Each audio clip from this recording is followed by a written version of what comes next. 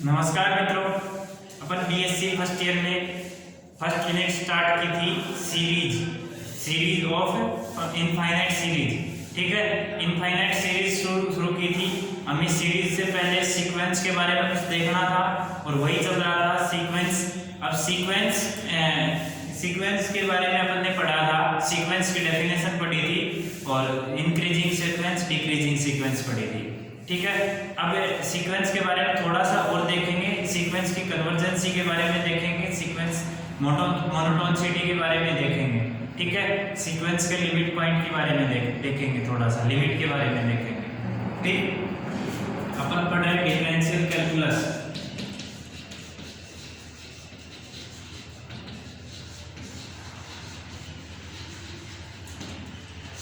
ठीक है, अपन monotonic sequence.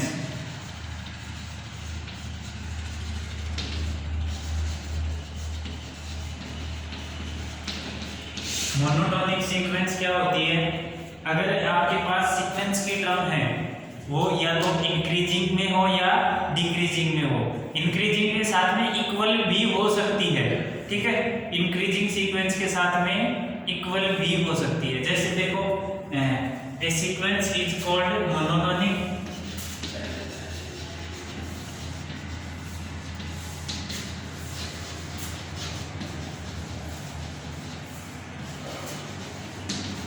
if for all n belongs to natural number a n plus 1 greater than equal to a n or a n plus 1 less than equal to a n। ठीक है, या तो a n plus 1 greater than equal to a n, यानी कि हर अगली term पीछे वाली term से ज्यादा हो या बराबर हो, और हर अगली टर्म पीछे वाली टर्म से छोटी हो या बराबर हो, तो उस टर्म को हम मोनोटोनिक सीक्वेंस कहेंगे। जैसे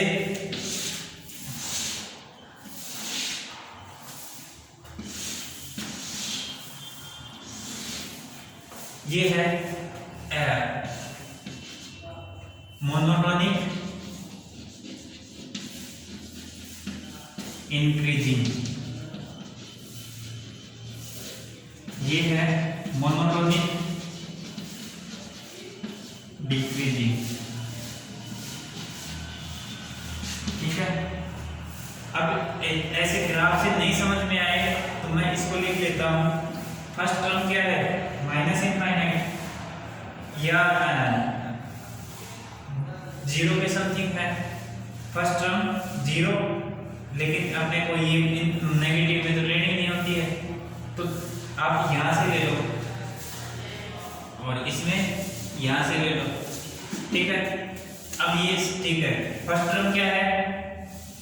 s बराबर ये सीक्वेंस ये हो गई। अब फर्स्ट टर्म क्या है? 1, दूसरी टर्म उससे आगे थोड़ा सा और आगे है 1 पॉइंट समथिंग, 2 पॉइंट समथिंग।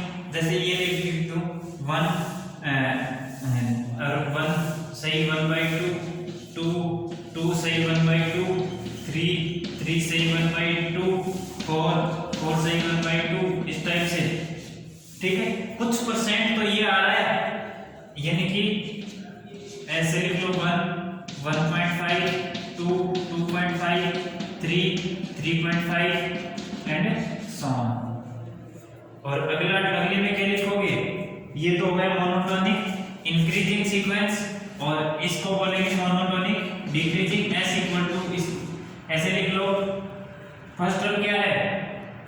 या कुछ मान लो 10, 20, 100, 50, 100 मान लो इसको। 99, 98, 97, 96, फिर 96 लिख लो, फिर 95, 95.5, और ये घटती जा रही है। ठीक है, अब घटती जा रही है तो वो जीरो पे भी जाके रुक सकती है और माइनस अनंत की तरफ भी बढ़ सकती है। ठीक है, ये मोनोटोनिक डिक्रीजिंग सीक्वेंस हो गई। ठीक है, अब एक दो एग्जांपल मैं आपकी बुक के अकॉर्डिंग और देख के बता देता हूं।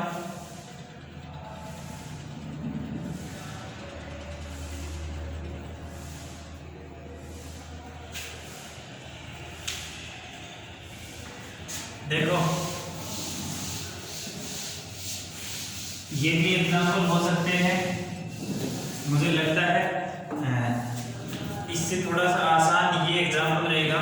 आपकी बुक में जो दे रखा है एग्जाम्पल फर्स्ट, वो दे रखा है एक्स एन बराबर है n-1/n।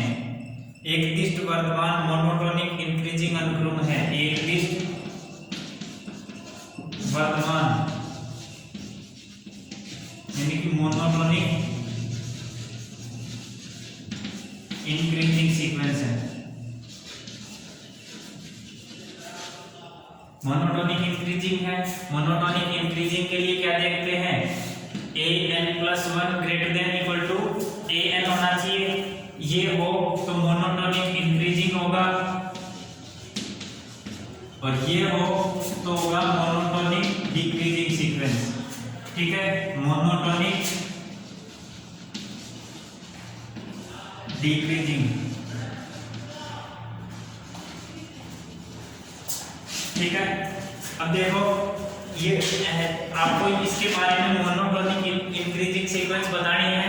मोनोटोनिक इंक्रीजिंग बताने के लिए हम क्या करेंगे, xn+1 यानी अपने को ये xn में दे रखा है, ये an में लेके चले थे, ये an+1 है वो ग्रेटर देन इक्वल टू होना चाहिए an से, तो xn+1 वो ग्रेटर देन इक्वल टू होना चाहिए xn से। तो अब ये देखो इसमें अपन ये एक चीज ये भी तो देख सकते हैं कि xn+1 है माइनस xn वो ग्रेटर देन इक्वल टू 0 बता दे। xn+1 है, xn+1 माइनस xn है, इन दोनों का डिफरेंस ग्रेटर देन 0 बता दे, तो अपन क्या कर सकते हैं, ये मोनोटोनिक इंक्रीजिंग हो जाएगा। तो अपन प्रूफ जब भी करेंगे तो हम इन दोनों इसका xn है उसमें xn+1 माइनस xn इसको ग्रेटर देन इक्वल 0 बताएंगे। तो देखो ये xn+1 है तो n+1 minus sorry xn+1 xn बराबर दे रखा है n-1/n, और xn+1 क्या होगा n+1 माइनस 1/n+1 यानी कि n/n+1। ठीक है, अब x से n+1 माइनस xn बताना है ग्रेटर देन इक्वल 0। ठीक है, जब आपको ये ग्रेटर देन 0 बताना है तो इसकी वैल्यू पुट कर दो, n/n+1 माइनस n-1/n, और ये ग्रेटर देन इक्वल 0 बताना है। ठीक है, तो ये देखो अब यहां से क्या करेंगे, यहां से अपन क्या करेंगे, एलसीएम लेंगे, और एलसीएम लेंगे तो क्या आएगा, एलसीएम लेंगे तो एलसीएम आ गया n×n+1, इसके साथ में n है तो n लगा देंगे, n×n माइनस यहाँ n-1 है और इसके साथ में n+1। ठीक है, अब बराबर आएगा ये n² माइनस ये n×n² और -1 अपॉन n×n+1। ठीक है, बराबर n² से n² कैंसिल, n² से n² cancel, minus into minus +1 तो 1/n×n+1। ये n/n+1 है, इधर लिख देता हूं मैं, ये देखो n/1/n n×n+1, ये for all n belongs to natural number, n belongs to natural number 1/n×n+1 greater than और equal 0। This implies xn is monotonic increasing sequence, यानी एक दिष्ट वर्तमान अनुक्रम है। ठीक है, एक बार दोबारा से देखो इसको, हमने क्या कहा, ये xn जो सीक्वेंस है वो n-1/n है, और इसको प्रूव करना है कि ये एक दिष्ट वर्तमान अनुक्रम है। इसको एक दिष्ट वर्तमान अनुक्रम बताने के लिए हमें an+1 greater than equal to an बताना पड़ेगा, an+1 greater than equal to an बताना पड़ेगा, और ये बताने के लिए हमें इस क्रम के लिए क्या बताना पड़ेगा, xn+1 greater than equal to xn बताना पड़ेगा। और जब ये बताने के लिए हमने इस क्रम वन को लेफ्ट साइड में लेके आएंगे, या ये कहें कि एक्स एन को सब्ट्रैक्ट करें दोनों साइड सब्ट्रैक्ट करेंगे तो इस साइड तो क्या हो जाएगा x n plus one minus x n, और इधर हो जाएगा एक्स एन हो जाएगा। ठीक है, तो इधर देखो एक्स एन बराबर तो n minus one upon n given है, और x n plus one n की जगह एन प्लस वन पुट करो तो अपने पास ये एक्स एन प्लस वन आ जाएगा। ठीक है, x n plus one minus x n किया, जो हमें प्रूव करना है वो ग्रेटर देन इक्वल टू 0 होना चाहिए। हमने एक्स एन की वैल्यू रख दी और एक्स एन प्लस वन की वैल्यू, दोनों की वैल्यू रख दी आगे। ये दोनों की वैल्यू रखने पर कैलकुलेट किया, कैलकुलेट करने पर 1 upon 1 n into n plus 1 आया। ये देखो 1 upon n into n plus 1 for all n belongs to natural number, क्योंकि देखो सीक्वेंस के लिए हमें नेचुरल नंबर से ए पे प्रूव करना होता है। सीक्वेंस की डेफिनेशन में हमने बताया कि एक मैपिंग होती है वो नेचुरल नंबर से किसी फाइनाइट सेट, किसी non empty set, natural number से किसी नॉन एम्प्टी सेट एक मैपिंग होती है। तो ये देखो ए एन एक्स एन है या एन है वो नेचुरल नंबर है, और जो यहाँ से ये जो टर्म आएगी वो कुछ भी आ सकती है। ठीक है, n है वो नेचुरल नंबर है, यहाँ से n नेचुरल नंबर इसमें पुट करेंगे तो 1 upon 1 into 1 plus 1 1/2, 1 upon 2 into 2 plus 1 2 plus 1 1 upon 2 into 3 1/6, ऐसे ही पुट करते जाएंगे 1 अपॉन 1 अपॉन 1 अपॉन आता जाएगा। और जब आप n की value infinite, n natural number है, इनफाइनाइट तक जाएंगे, infinite into infinite plus 1 infinite ही आएगा, और 1 अपॉन इनफाइनाइट 0 की ओर अग्रसर करेगा। Infinite as a large number treat करते हैं, कोई फिक्स नंबर नहीं होता है। Infinite as a treat large number, तो लार्ज नंबर ट्रीट करेंगे तो ये अधिकतम 0 आ सकता है। ठीक है, 0 पे अप्रोच करेगा, एग्जैक्ट 0 नहीं आएगा, तो ये हमेशा ऑलवेज ग्रेटर देन और इक्वल 0 होगा। ऑलवेज ग्रेटर देन इक्वल 0 होगा तो अपन कह सकते हैं कि x n is monotonic increasing sequence. और चाहो तो आप थोड़ी सी एक लाइन और बढ़ा के लिख लो, मैं इधर से नीचे वाला मिटा देता हूं। यहाँ से this implies x n plus 1 minus x n वो ग्रेटर देन इक्वल टू 0, तो x n plus 1 greater than equal to x n. This implies x n is monotonic increasing sequence या एक दिष्ट वर्धमान अनुक्रम है।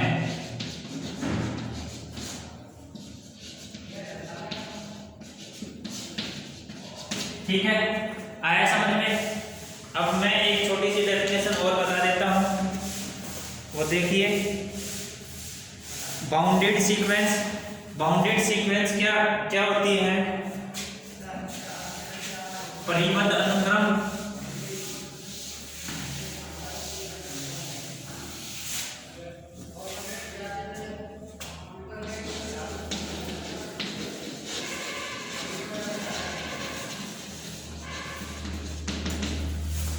परिबद्ध अनुक्रम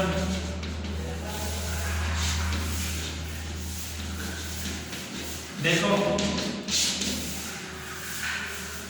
एक्स एन कोई sequence है for all n belongs to natural number, और for all n belongs to natural number x n is less than equal to k। X n है वो लेस देन और इक्वल k हो, और k finite number है। k कोई finite number है तो एक्स एन क्या होगी? ये k से छोटी है तो क्या होगी? क्या ये सीक्वेंस क्या होगी? ऊपरी परिबद्ध, यानी कि अपर बाउंड होगी। ठीक है, then sequence is upper bound, ऊपरी परिबद्ध होगी। ठीक है, अगर सेम इसी तरह एक्स एन है वो किसी k से बड़ी हो जाए, k ले लो, n ले लो, n ले लो। ठीक है, एक्स एन है वो किसी m से बड़ी हो जाए, n कोई फाइनाइट नंबर हो,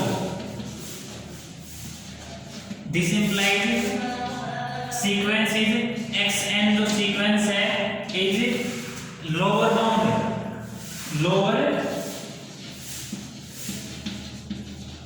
यानी कि निम्न परिबद्ध अनुक्रम, निम्न परिबद्ध अनुक्रम होगी। ठीक है, अगर ये ऊपरी परिबद्ध भी हो जाए और निम्न परिबद्ध भी हो जाए, देन सीक्वेंस क्या होगी, बाउंडेड यानी कि परिबद्ध सीक्वेंस, परिबद्ध अनुक्रम होगा। ठीक है, यदि xn है वो लेस देन k हो और लेस देन m हो, ठीक है, n से तो बड़ा है और k से छोटा है, m और k है are finite number, then sequence xn is bounded sequence, bounded sequence। ठीक है, xn क्या होगी, बाउंडेड सीक्वेंस या परिबद्ध अनुक्रम होगा।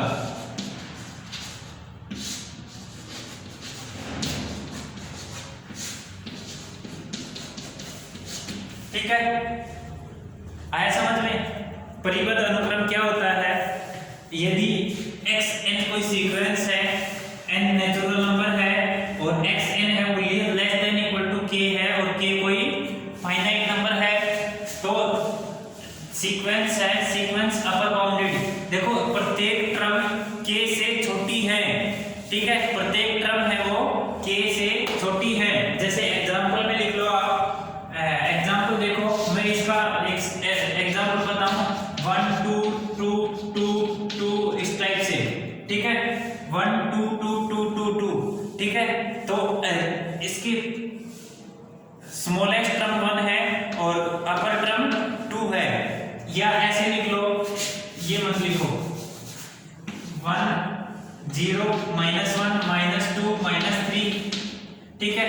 तो देखो जो सबसे बड़ा नंबर क्या है इसमें 1 है, तो प्रत्येक टर्म है for all n belongs to natural number an, प्रत्येक नेचुरल नंबर के लिए first term, second term, third term, सभी टर्म देखते जाओ और वो क्या है 1 से छोटी है, तो ये क्या होगी अपर बाउंड,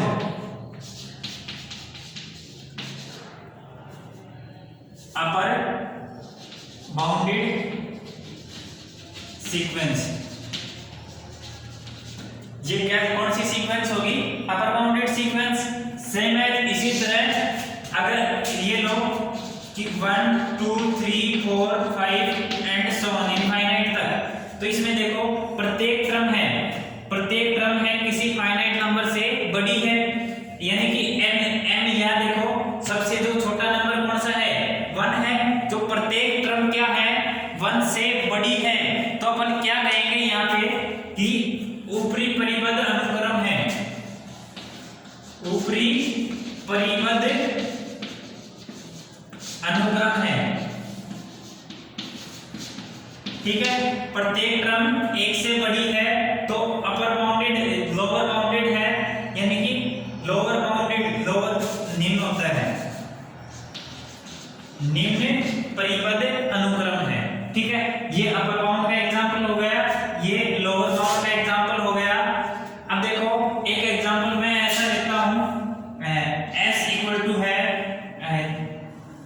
-1 की पावर n था, जो 0 1 -1 1 -1 1 -1 एंड सो ऑन। ठीक है, देखो इसमें सबसे बड़ी टर्म क्या है 1 है और सबसे स्मॉलेस्ट टर्म -1 है, तो ये सब स्मॉलेस्ट m था तो m इक्वल टू तो -1 और लार्जेस्ट k था तो k इक्वल टू 1, तो m तो लार्जेस्ट 1 और स्मॉलेस्ट -1, यानी कि -1 और 1 के बीच में है प्रत्येक टर्म, तो अपन क्या कहेंगे जो s है सीक्वेंस इज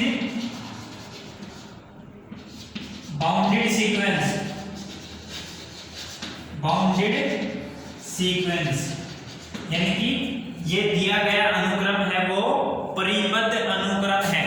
ठीक है, आया समझ में? अब देखो लिमिट की बात करें, ठीक है, आगे बढ़े हम। ये सीक्वेंस हो गया, परिबद्ध अनुक्रम की बात हो गई। अब देखो लिमिट ऑफ सीक्वेंस,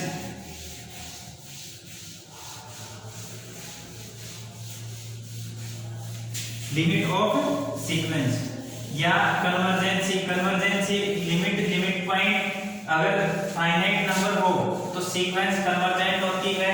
तो सबसे अपन इस लेवल पे सिर्फ लिमिट की बात करेंगे, और लिमिट जैसे ही अपनी फाइनाइट आती है तो वो सीक्वेंस कन्वर्जेंट सीक्वेंस होती है।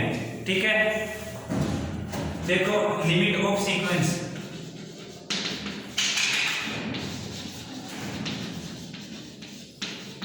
देखो अगर limit n tending to infinite a n equal to l आ जाए, then l is limit of sequence. ठीक है, a n tending to infinite पे a n की लिमिट क्या आ जाए, l आ जाए, तो l क्या होगी, सीक्वेंस की लिमिट होगी। ठीक है,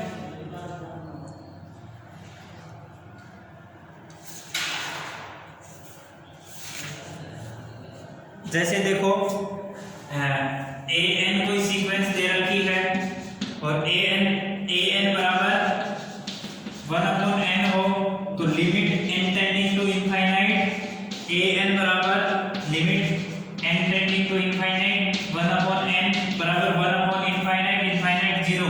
this implies limit of sequence is 0। इस सीक्वेंस की लिमिट क्या होगी, 0। ठीक है, उम्मीद करते हैं सबको समझ में आया होगा।